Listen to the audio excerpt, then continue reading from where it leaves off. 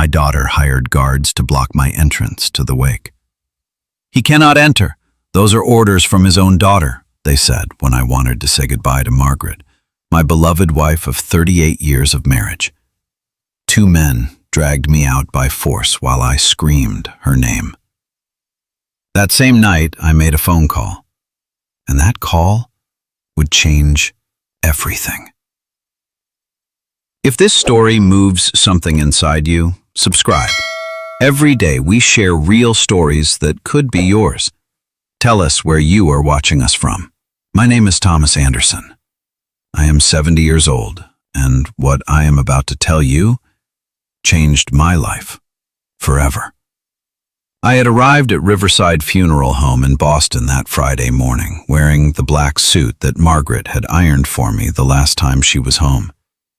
I carried in my hands the flowers she loved most, white roses from the garden we planted together 22 years ago. My heart beat with that mixture of pain and love that only someone who has lost their lifelong partner knows. I thought I could finally say goodbye to her. But when I reached the main door, there were two men dressed in black standing like soldiers. They were big, serious, with those earpieces that bodyguards use in movies. At first, I thought it was for some important funeral, maybe some politician or well-known businessman. I approached naturally, as I had done 1,000 times in my life, as the man who built 3 companies with his own hands. I never imagined those guards were there for me. I never imagined my own daughter had put them there to humiliate me. "Excuse me, sir, where are you going?" the tallest one asked me when I tried to enter. His voice was cold, professional, as if he were doing any ordinary job. "I am here for the wake of my wife, Margaret Anderson," I answered, showing him the flowers. The man looked at his partner. Then he took a folded paper out of his pocket. He opened it slowly, as if it were a judicial sentence. "I am very sorry, sir, but you cannot enter. It is a family order." Those words fell on me like a bucket of ice water in the middle of winter. "What do you mean, I cannot enter? I am Thomas Anderson. Margaret is my wife. We have been married for 38 years. My voice began to break, but not from sadness. It was from rage, from disbelief, from a humiliation I had never felt in my life. The guard did not flinch. "Sir, I have specific orders from the daughter of Mrs. Margaret, Diana Anderson. You cannot enter this wake."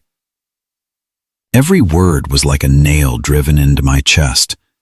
My own daughter, my only descendant, the girl I held in my arms when she was born. At that moment, people we knew appeared.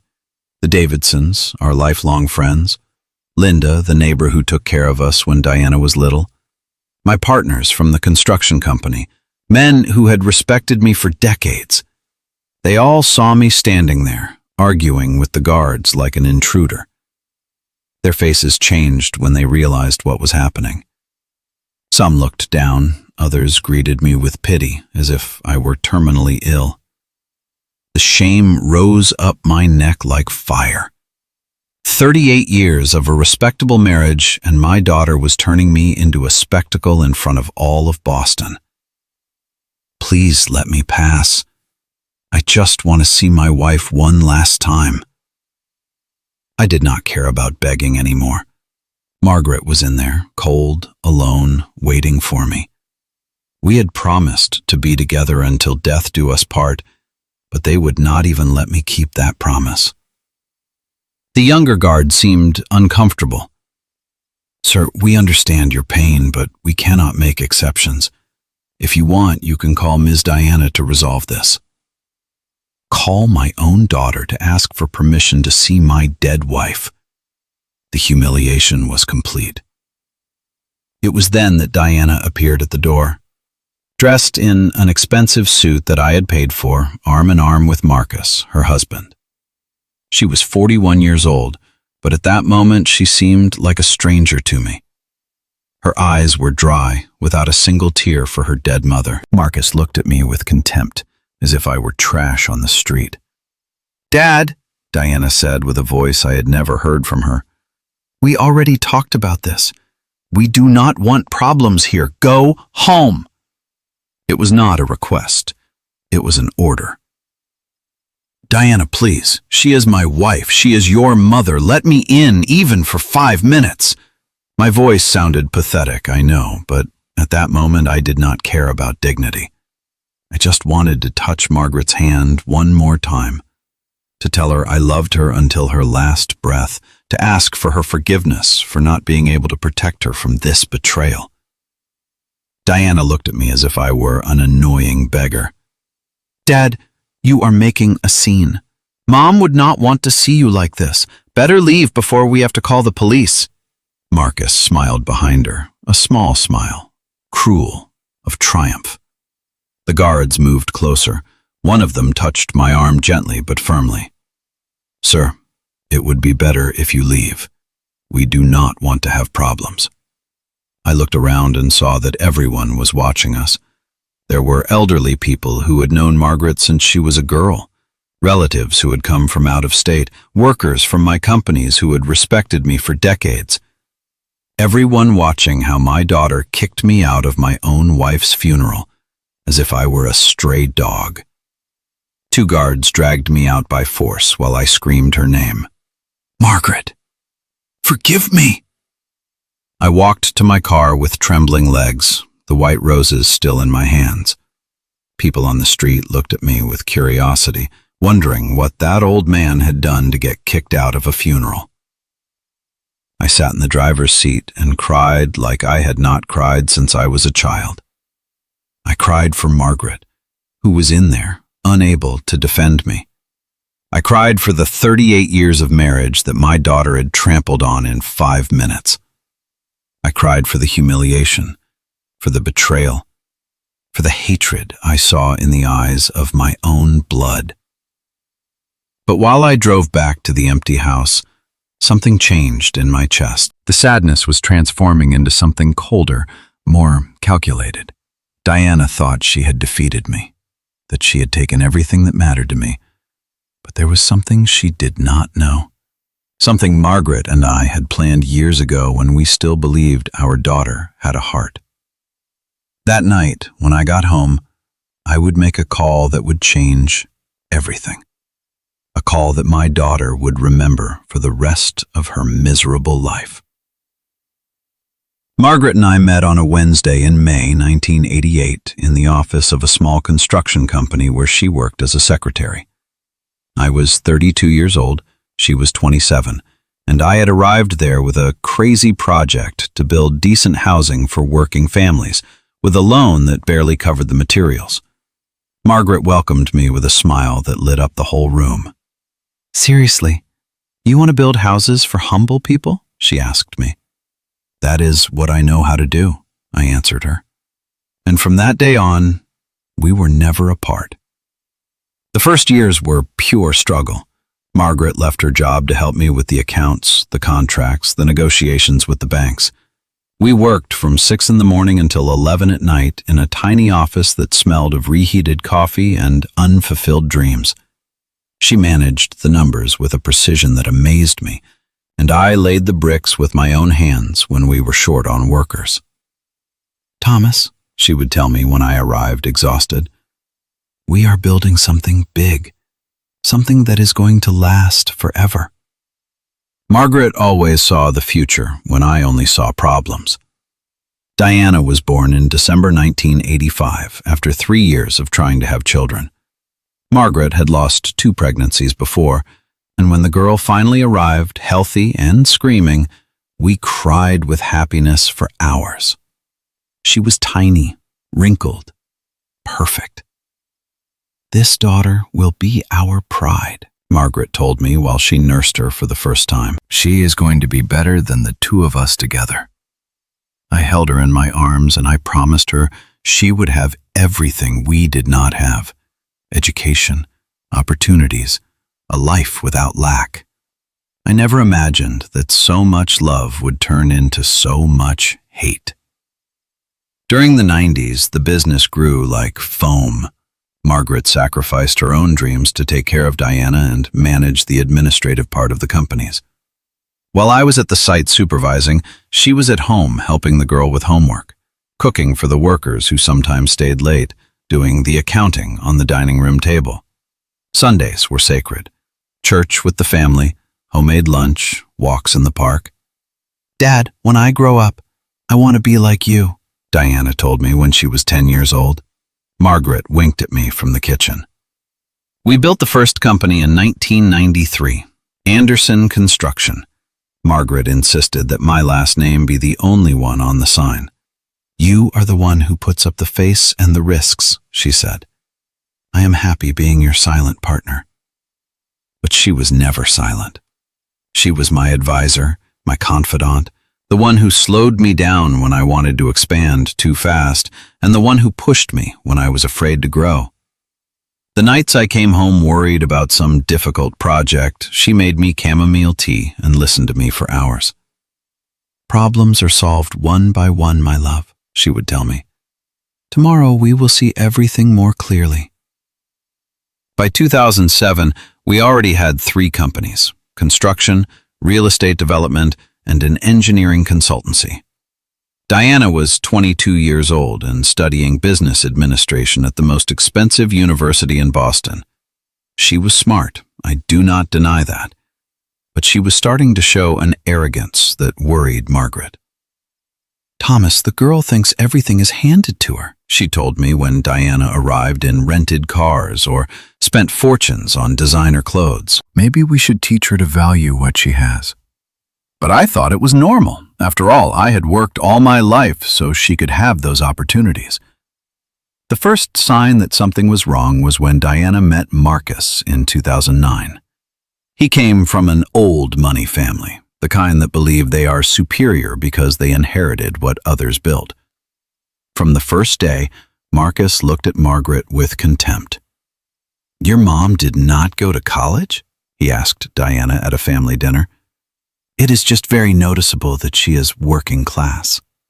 Margaret stayed silent, but I saw how her eyes watered.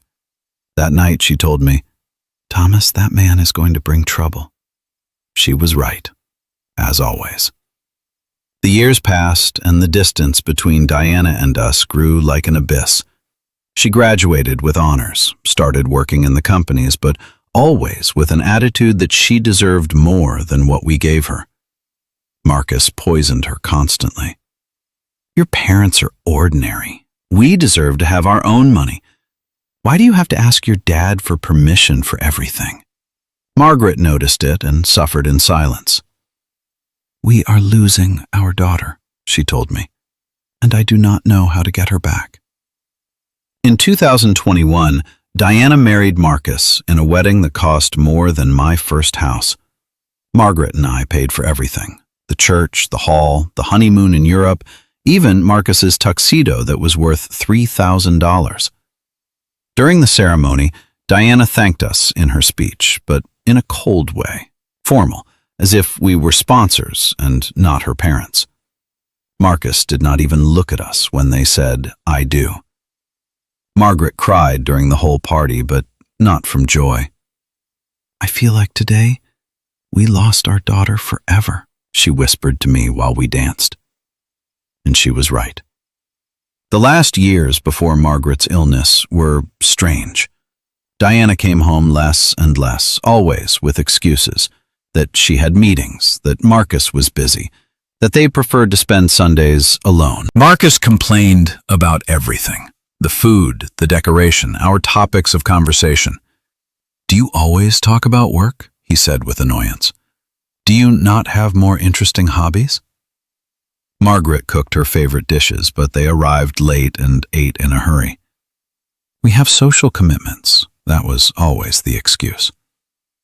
The day the doctor gave us Margaret's diagnosis, in March 2024, the first thing she told me was, "Call Diana. I want her to know her mom loves her, no matter how things have been lately." I called immediately. "Dad, I am in an important meeting. Can it wait?" "It is about your mother, Diana. It is urgent." "Okay, but make it fast." When I told her Margaret had terminal cancer, there was a long silence. Then, "What does the doctor say? Have you asked for a second opinion?"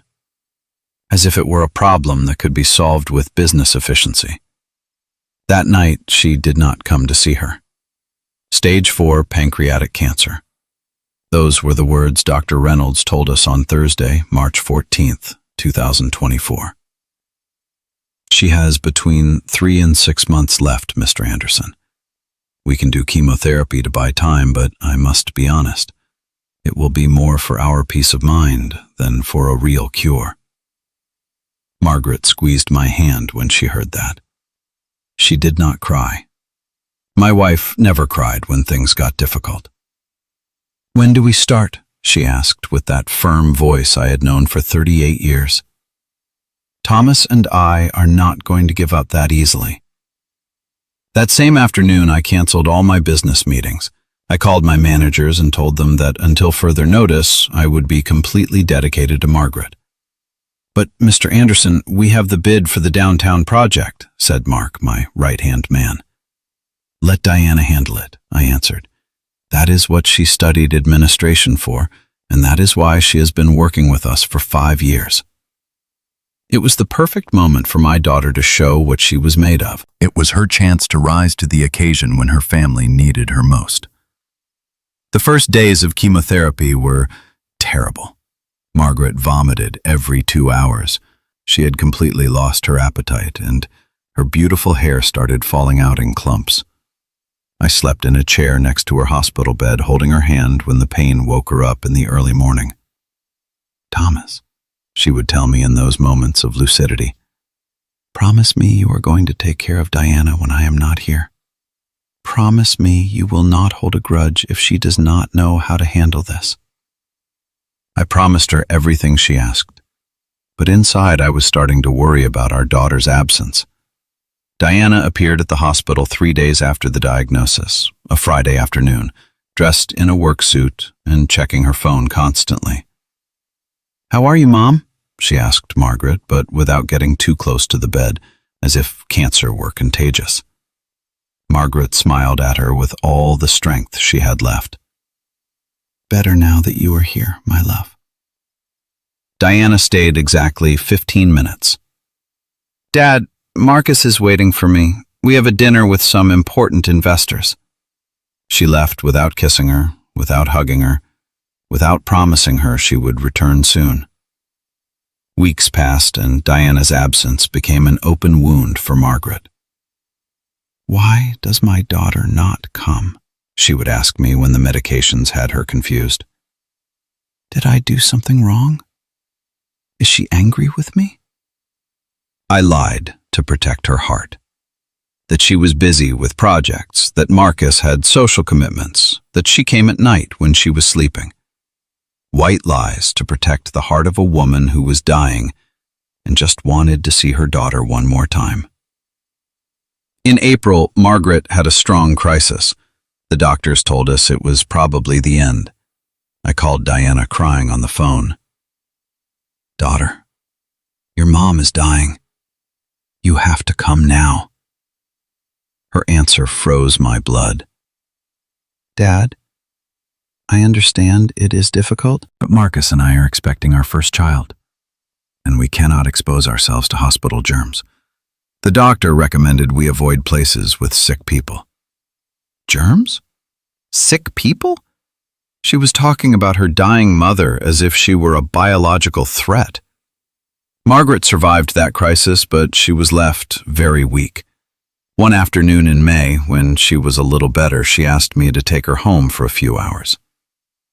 "I want to cook one last time for my family," she told me. "I want Diana to come eat the stew she liked when she was a girl." I prepared everything. I bought the ingredients. I helped her cook, even though she could barely stand up. I set the table, like in the old days. I called Diana. "Today is just that Marcus and I already have plans.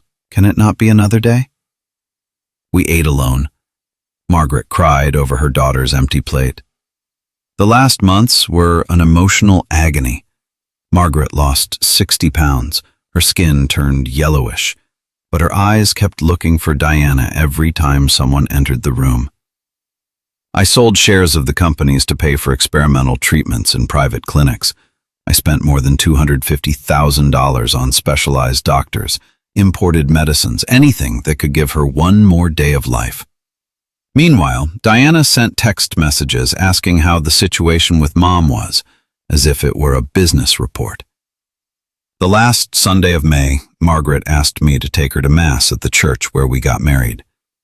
She was so weak, I had to carry her from the car to the pew. During the whole Mass, she prayed for Diana. "Holy Virgin," I heard her whisper, "help my daughter find the way back to us. Do not let resentment consume her when I am no longer here." After Mass, she told me something I will never forget. "Thomas, if one day Diana betrays you, do not stay silent. Dignity is defended even against one's own blood." Margaret died on Tuesday, June 18th, 2024, at 4:37 in the afternoon. I was holding her hand when she breathed her last breath. Her last words were, "Take care of our daughter, but take better care of yourself." I called Diana immediately. "Dad, I am in a meeting. What happened?" "Your mother just died, Diana." There was a long silence. Then, "I am on my way." She arrived 2 hours later when Margaret was already cold.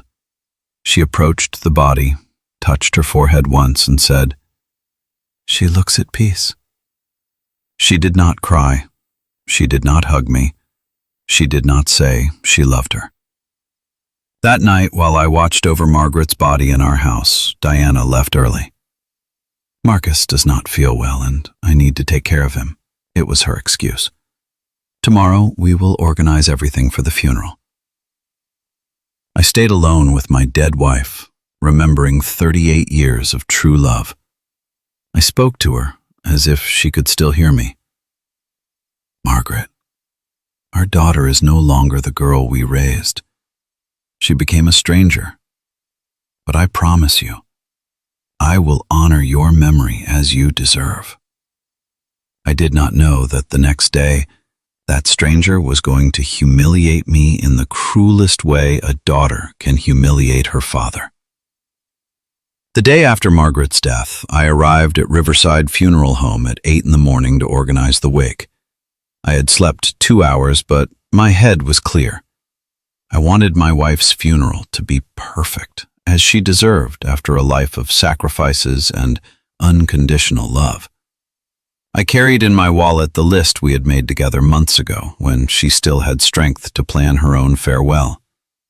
"White flowers, soft music, let everyone who knew us come," she had written with her shaky handwriting, "and let them feel at home, as our house always was." But when I arrived at the reception, the girl looked at me confused. "Mr. Anderson, your daughter was already here an hour ago. She already organized everything." I felt as if I had been punched in the stomach. "What do you mean she already organized everything? I am Margaret's husband. I am the one who must make these decisions." The nervous girl showed me a folder full of signed papers. "Sir, it says here that Diana Anderson is the legal responsible party for the funeral arrangements. She brought documents that accredit her as executor of the will." Documents that I had never seen in my life. Diana arrived half an hour later, accompanied by Marcus and an older man in an expensive suit I did not know. "Dad, let me introduce you to Mr. Henderson, our family lawyer." Our lawyer? I had been working with George Martin for 30 years, my trusted lawyer. Since when did Diana have her own lawyers for family matters? "Mr. Anderson," Henderson told me with a fake smile, "we understand you are going through a very difficult time. That is why your daughter took charge of all the paperwork to save you the stress." Stress? As if organizing my wife's funeral were an administrative nuisance. "Diana, I want to review all the arrangements. Your mother had specific ideas about how she wanted her farewell." My daughter looked at me with a feigned patience that infuriated me. Dad, everything is already decided. I hired the best funeral home, the best service, the best flowers. Marcus took care of coordinating with our social circle. Marcus? The man who barely knew Margaret had coordinated her funeral? And the white flowers she wanted? I asked. We changed to purple orchids, Marcus answered with a condescending smile. They are more elegant for a ceremony of this caliber. Caliber? As if Margaret's funeral were a social event that had to be classified according to class standards. Your mother hated purple orchids, I told Diana. She always said they looked like artificial flowers. Diana sighed as if I were a whimsical child. Dad, Mom can no longer give an opinion. We have to make the best decisions to honor her memory. We? As if I were not part of that we. As if 38 years of marriage did not give me the right to decide how to say goodbye to my own wife. The worst came when I reviewed the guest list. They had eliminated half the people Margaret considered important. Her co-workers from the 80s, the neighbors who helped her when Diana was little, the workers from my companies who had known her for decades. These people do not fit the profile of the event, explained Marcus. We want it to be a distinguished ceremony, not a neighborhood gathering. Distinguished? Margaret, the most distinguished woman I knew in my life, but not for her money, but for her heart, reduced to social class criteria by a snob son-in-law. When I protested, lawyer Henderson intervened. Mr. Anderson, legally, your daughter has authority to make these decisions. Your wife modified her will last year and named her sole executor of her affairs. That was impossible. Margaret and I had made our wills together with George Martin in 2022.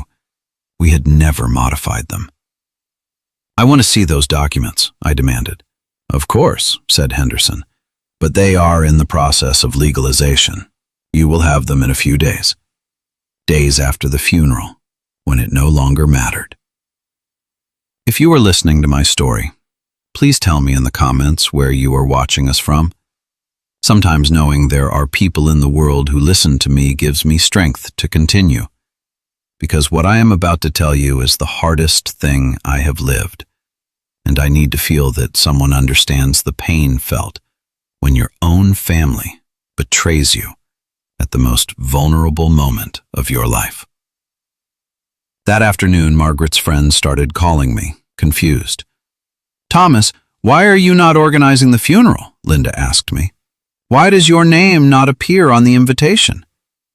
I had to explain 20 times that my daughter had taken charge of everything. And you agree? Asked Mark, my trusted manager. I did not agree with anything, but I did not know how to explain that I felt like a stranger in my own tragedy, as if I were a secondary actor in the most important play of my life. That night, Marcus chose the most expensive coffin in the catalog, imported mahogany with bronze fittings lined in Italian silk. It is what Mrs. Margaret deserves, he said. But I knew it was to impress people, to show the economic level of the family. Margaret would have hated that ostentation. She always said, Thomas, when I die, do not spend money on luxuries. Better give it to someone who needs it. But Marcus did not know Margaret. He only knew the version he had invented in his head, the low-class mother-in-law that had to be improved posthumously. Before leaving the funeral home, I tried once more to talk to Diana alone. Daughter, I know you are hurt by your mother's death, but this is not right. I am her husband. I have the right to participate in the decisions. Diana looked at me with a coldness I had never seen in her eyes. Dad, Mom and I talked a lot in the last few months. She told me things. Things about you, too, about your marriage, about how she really felt. I felt the ground move under my feet. What things? Things that are going to hurt you a lot if you hear them here, in front of all these people. It was a threat. My own daughter was threatening me. That night I returned to my empty house with a broken heart and a mind full of questions I did not have the courage to answer. The house still smelled of Margaret, her medicines, the flowers the neighbors had brought, that mixture of sadness and love that remains when someone very dear leaves forever. I sat in the armchair where Margaret and I had watched so many movies together, where she knitted while I reviewed construction plans, where we had planned our dreams for 38 years. On the dining room table were still the pills she would no longer need, the half-empty glass of water, the notebook where she wrote down things she wanted to tell me when she had strength to talk. I opened that notebook with trembling hands and found something that broke my soul. Thomas, if something happens to me, take care of Diana, but do not allow her to disrespect you. Dignity is the only thing no one can take from you if you do not allow it. You taught me that when we were young and poor, but proud. Margaret had written that barely 2 weeks before dying, when we still hoped Diana would react and return to being the loving daughter we had raised.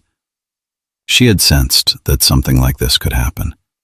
She had seen in our daughter's eyes that coldness I refused to recognize. I was reading her notes when the phone rang. It was 11:30 at night. It was Diana. Dad, we need to talk about tomorrow. Her voice sounded different, more confident, like when she spoke with suppliers or difficult clients. What is wrong, daughter? Is there a problem with the arrangements? Yes, there is a problem. We have decided it is better if you do not come to the wake tomorrow. The words fell like stones on my head. What do you mean, do not come? What do you mean, do not come to my own wife's funeral? Diana, I do not understand. What are you talking about? Dad, Marcus and I have been talking to the psychologist who attends families in mourning. He explained to us that sometimes pain can make people act irrationally, say hurtful things without thinking. Psychologist? What psychologist? Since when did Diana consult psychologists without telling me anything? Daughter, I do not know what psychologist you are talking about, but I am perfectly fine. I just want to say goodbye to your mother as she deserves.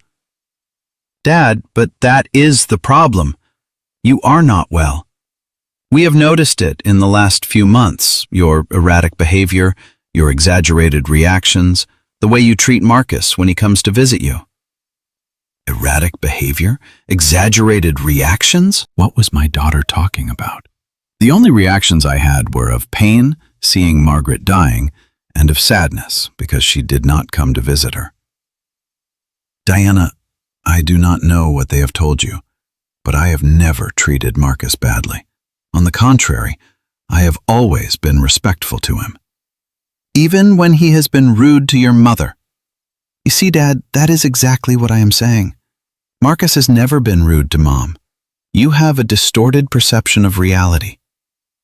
Distorted perception? Was my daughter telling me I was crazy? Diana, listen to me well. I am your father, and I am Margaret's husband. Tomorrow I am going to be at that wake, whether you or Marcus like it or not. It is my right and my obligation.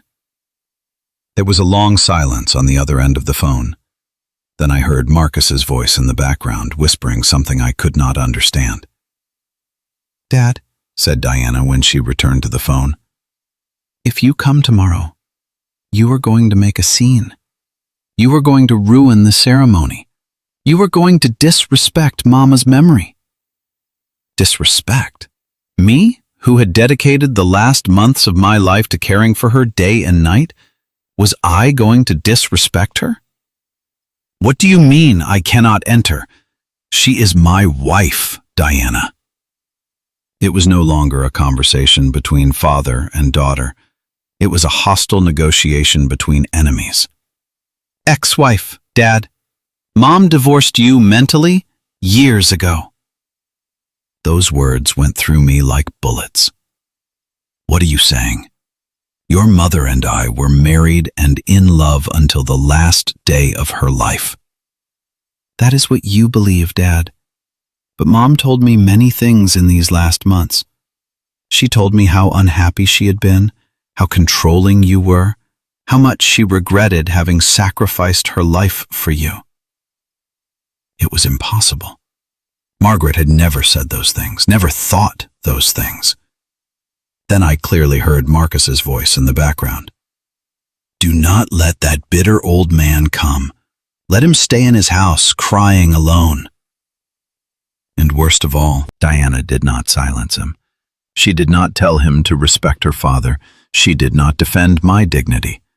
She just stayed silent while her husband insulted me from the other end of the phone. Did you hear that, Diana? Are you going to allow your husband to speak to me like that? Dad, Marcus is worried about me and the baby. Besides, he is also hurt by Mom's death.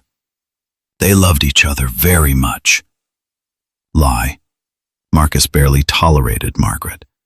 But my daughter preferred her husband's version to the reality she had lived for years.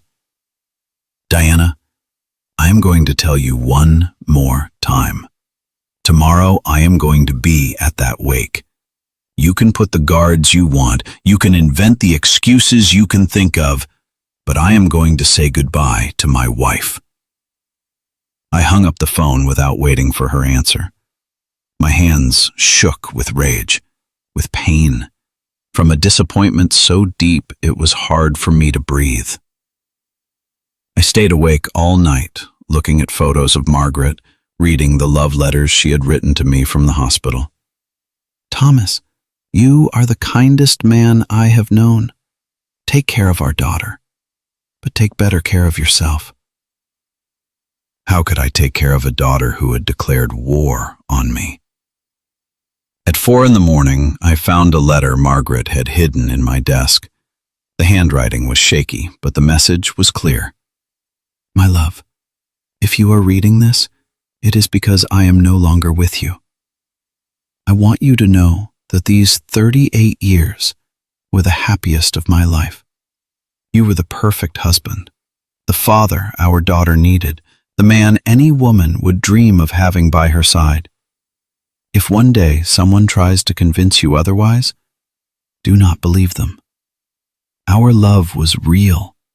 It was pure. It was forever. I cried over that letter until the sun came up. Margaret had known something like this could happen. That is why she had left me that letter, so I would remember the truth when lies tried to confuse me. At 6 a.m, I took a shower. I put on the black suit Margaret had ironed for me for the last time. I took the white roses from the garden and drove to Riverside Funeral Home. It did not matter what Diana had planned. It did not matter how many guards she had put. I was going to say goodbye to my wife. I was going to keep the promise I had made 38 years ago, to be with her until death do us part. And if they had to take me out by force, at least the whole world would see who the true villain in this story was. At least people would know that Thomas Anderson had fought until the end for the love of his life. When I arrived at Riverside Funeral Home that morning, my heart sank, seeing that there were indeed 2 security guards standing at the main entrance, like soldiers guarding a bank.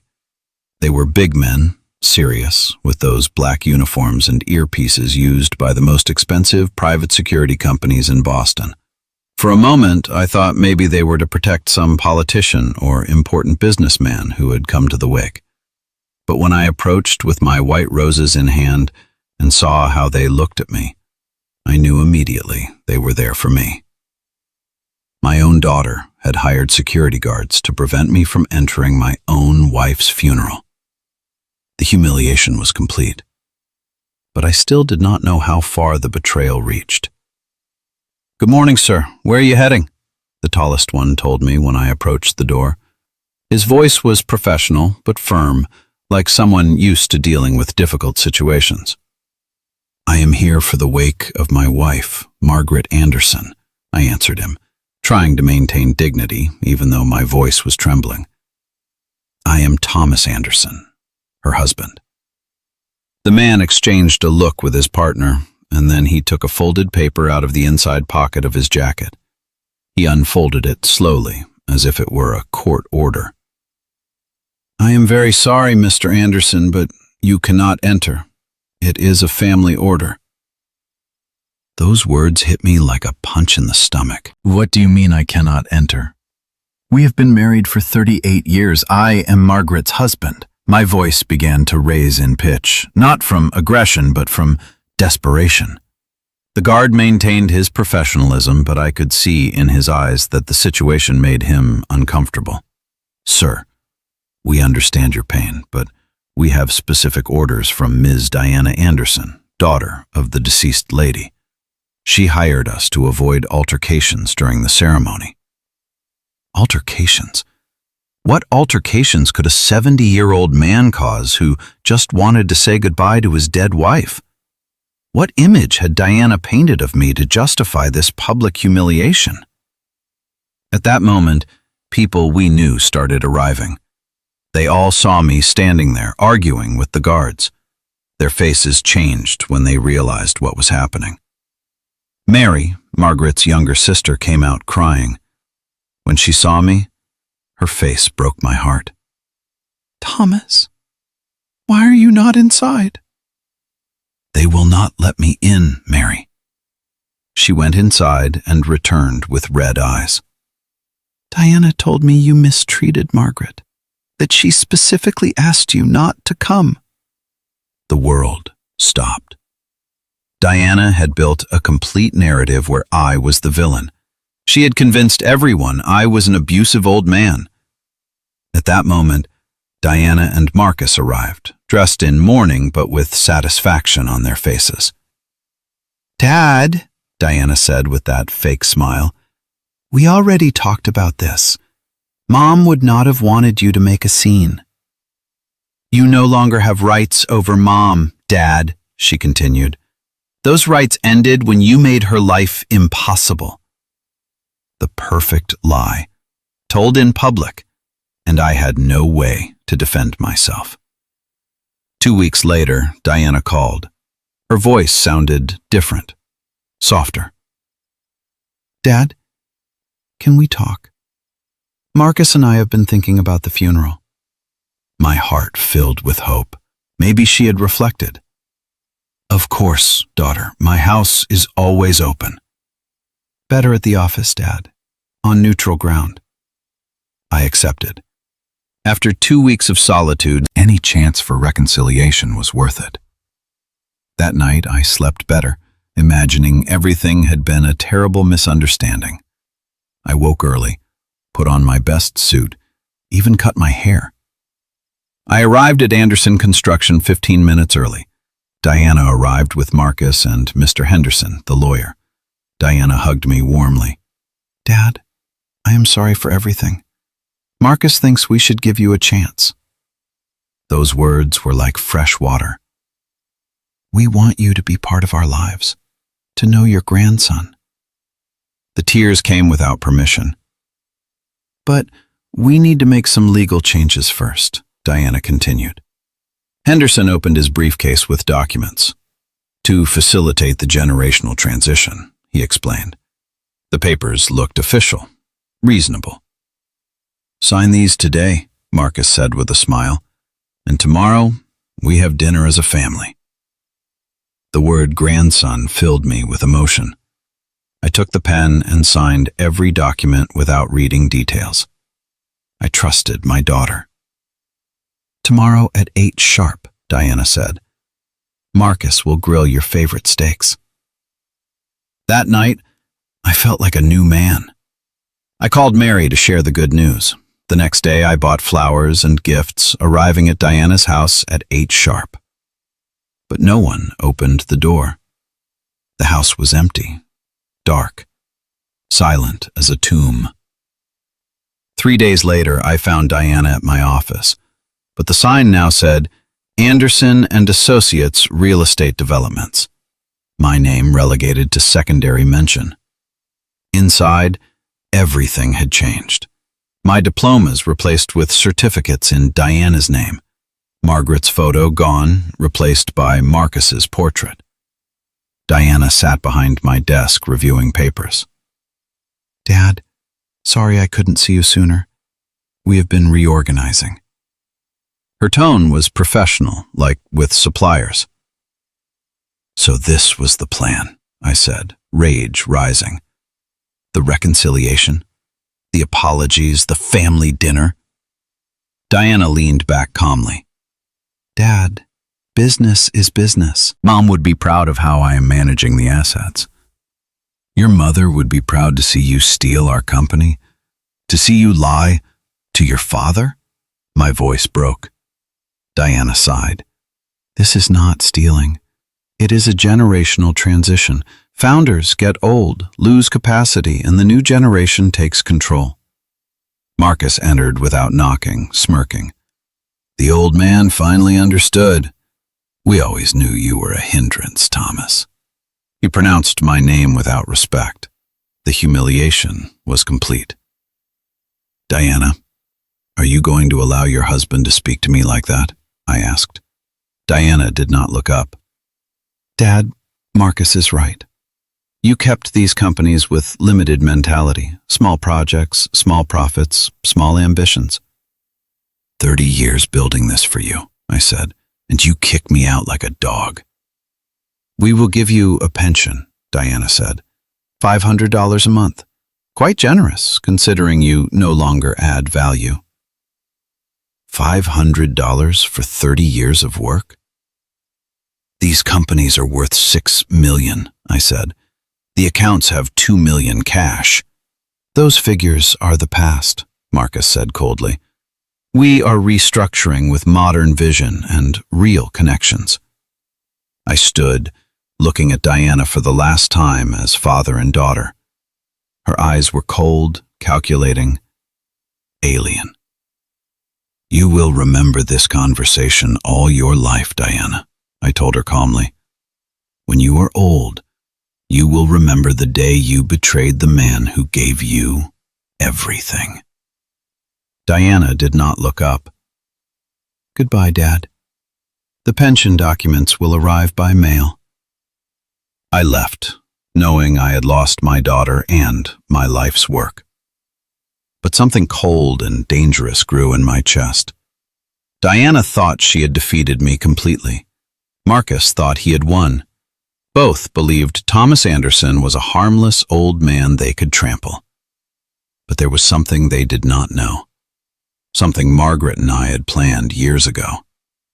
That night, I would make a call that would change everything. A call that would teach them what it meant to betray a man who built an empire with intelligence and foresight. Like and share this story if you believe justice must always arrive, no matter how long it takes. That night, I poured whiskey and sat in my study.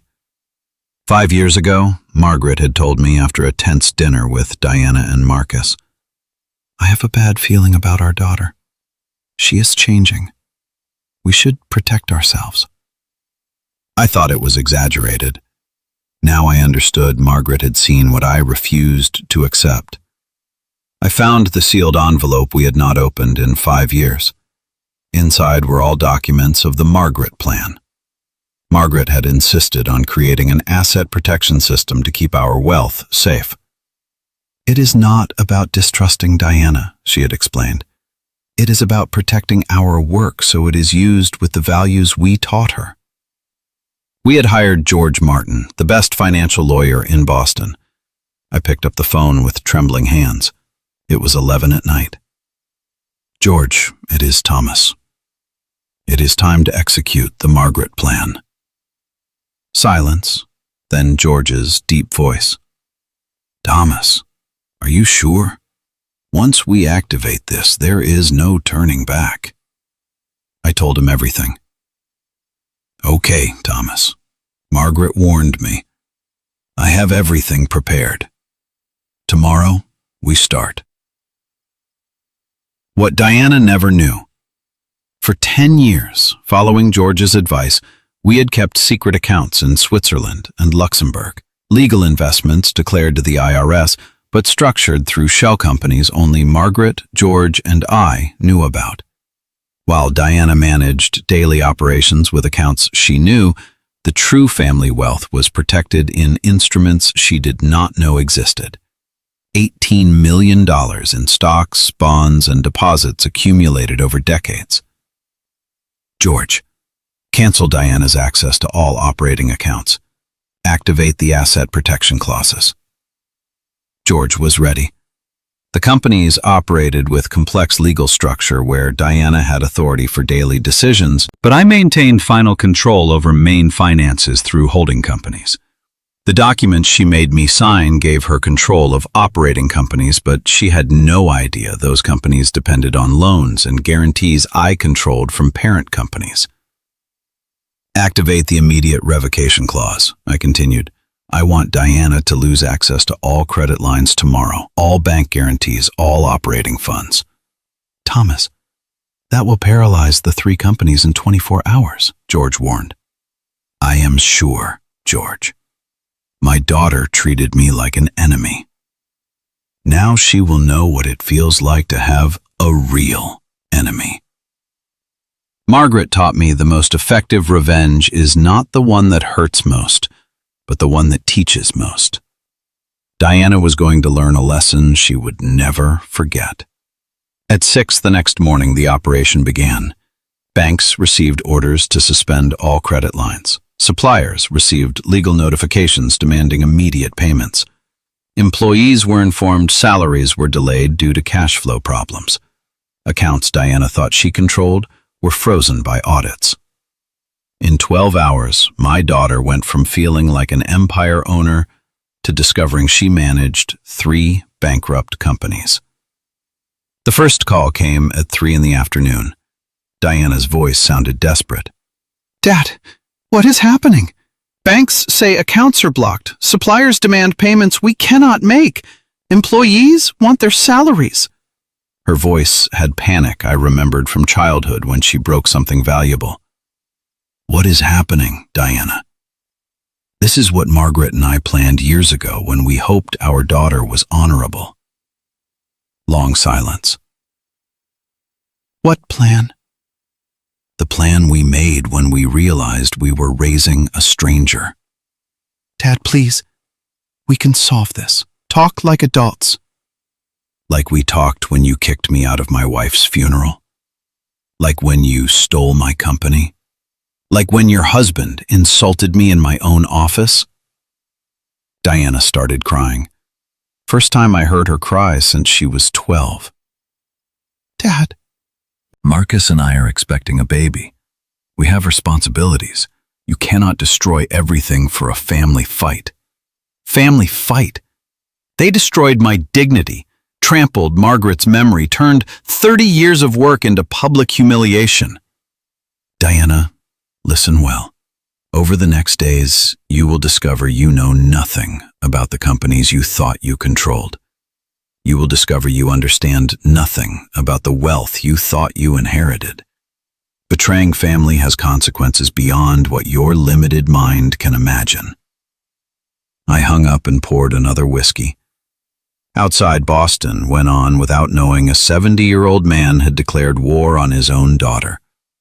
A war that began with humiliation and tears, but would end with justice and recovered dignity. That night, for the first time since Margaret's death, I slept deeply. I dreamed of my young wife, of the day we met. In the dream, she smiled. Thomas, I always knew you were a man of honor. Do not let anyone, not even our daughter, make you forget who you are. I woke with mental clarity. Diana had underestimated the man who created her, who built an empire from nothing. 6 months later, I stood before the land where we would build the first 50 houses of the Margaret Anderson Foundation. 5 acres in the neighborhood where Margaret grew up. The morning sun illuminated the empty space that would soon fill with children's laughter, with families finally having decent homes, with real hope for people who worked all their lives. With the $28 million I kept protected from Diana's greed, I created the most ambitious foundation in the state for social housing. Every dollar Diana thought she would inherit would turn into bricks and hope for families who really deserved it. Next to me was George Martin reviewing final plans. "Thomas," he said with a satisfied smile, "Margaret would be proud. Turning Diana's betrayal into hope for 50 families is the most poetic revenge I have seen in 30 years. He was right. Every house would be a monument to Margaret's memory, but also a lesson about what it means to honor parents. While Diana fell into ruin from her own greed, I was building a legacy that would last generations. The first families were selected through rigorous process Margaret would have approved. Working families of Boston, honest people who worked hard, but the real estate market left without opportunities. Every family receiving a house will know Margaret's story, I told the architects and social workers. They will know this house is possible because of an extraordinary woman's love and a man's honor who did not let himself be defeated by betrayal. While we planned the foundation, Diana had fallen into bankruptcy in record time. Without access to real accounts, without bank guarantees I controlled, without understanding the complex financial structure, she tried to manage 3 companies with a child's experience. Projects stopped, employees left, suppliers sued. In 6 months, companies I built for 30 years collapsed under my daughter's incompetent management. Marcus, who believed he married into wealth, discovered he bet his future on someone who could not read a balance sheet. The first time I saw Diana after that call was downtown 3 months later. She sat on a bench wearing old work clothes, wrinkled and stained. A cap on the ground with coins and a cardboard sign. "Looking for work, construction experience." Long, unkempt hair, sunken eyes, dirty hands. Hard to recognize the arrogant executive who kicked me out months ago. I approached slowly, feeling a strange mixture of sadness and satisfaction. "Diana," I said softly. When she looked up, her eyes filled with tears immediately. "Dad," she said with a broken voice I had not heard since childhood. "Forgive me. Please forgive me." I did not know what I was doing. She stood clumsily. For a moment I thought she would hug me, like when she was little and had done something bad. But I did not. Not because I did not feel love, but because some lessons are only learned when they hurt enough. "Where is Marcus?" I asked. "He left when the money ran out. He took our baby. Said he could not stay with a loser." The baby? My grandson who would never know his grandfather because of his parents' greed? I took out my wallet and gave her $200. "This is more than you offered me when you kicked me out of my company, daughter." Diana took the money with trembling hands. "Dad, is there any way to fix this? Any way we can go back to being a family?" I looked at her, seeing genuine desperation of someone who lost everything due to their own stupidity. "Diana, there are things that cannot be fixed. There are betrayals that cannot be forgiven. You decided I was worth nothing. Now you must live with consequences of that decision."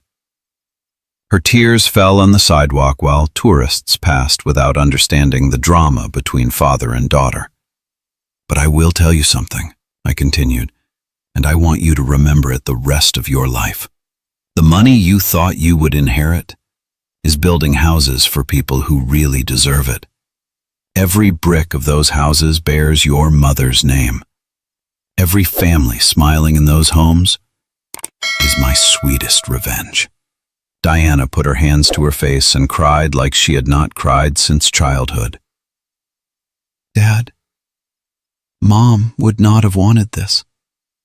she would have wanted us to be a family. You are right, Diana. Your mother would have wanted us to be a family.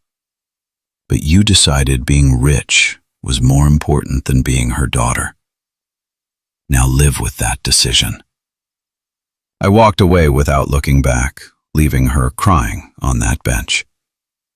Today, 1 year after Margaret's death, the Margaret Anderson Foundation has built 200 houses in 4 neighborhoods of Boston. Every house has a plaque, built with love in memory of Margaret Anderson, 1960 to 2024. An extraordinary woman who believed in dignity of work and power of true love. Children play in yards we designed. Mothers hang clothes on lines we installed. Every detail full of happy memories of true love, of the life we built together for 38 years. Diana lives in a municipal shelter. Sometimes I get information about her through acquaintances. She is working temporary jobs, trying to quit alcohol, asking about me but dares not approach. Marcus remarried a wealthy woman who can give him the luxury life he always wanted. My grandson will grow up calling another man dad without ever knowing he had a grandfather who would have given his life for him. Some nights, it hurts to think about that. But then I remember the faces of children playing in foundation houses, and I understand some losses are necessary for bigger things to be born. Sometimes I wonder if I did the right thing, if the justice I sought was too severe, if Margaret would have approved how I handled our daughter's betrayal. But then I see families smiling in their new houses, read thank you letters I receive every week. I walk through neighborhoods where before there was poverty, and now there is hope. And I know Margaret would be proud. Every brick is a prayer. Every house is a miracle. Every happy family is proof that true love never dies. It only transforms. Diana chose greed over family. I chose honor over blood. And although it hurts, I know I made the right decision. Today, I am 71 years old and I have learned something painful but true. Sometimes blood family disappoints us. But the family we choose, the family we build with our values and actions, that family never betrays us.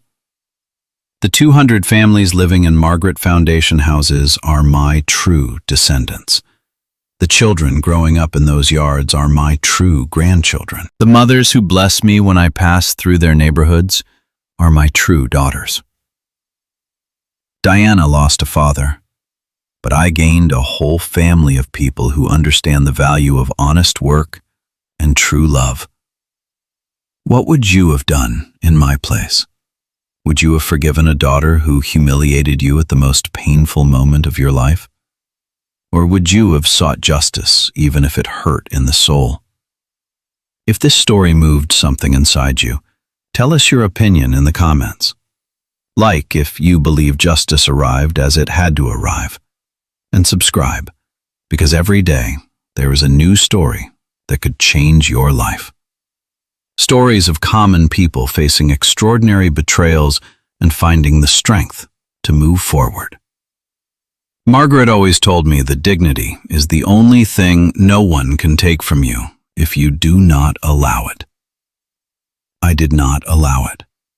I fought for my dignity, for her memory, for the values we built together over 38 years of marriage. And although I lost my daughter in the process, I gained something more valuable. The certainty that I remained faithful to who I was, to the man Margaret fell in love with. That man who built houses for humble families, who worked 18 hours a day with his own hands, who never forgot where he came from. Diana can live with her betrayal. I will live with my dignity intact. And that, in the end, is what really matters. Because when you look in the mirror and recognize the person looking back at you, when you can sleep peacefully knowing you did what was right even when it was difficult, when you can visit your wife's grave and tell her you honored the values she taught you, then you have won the only battle that really matters in life.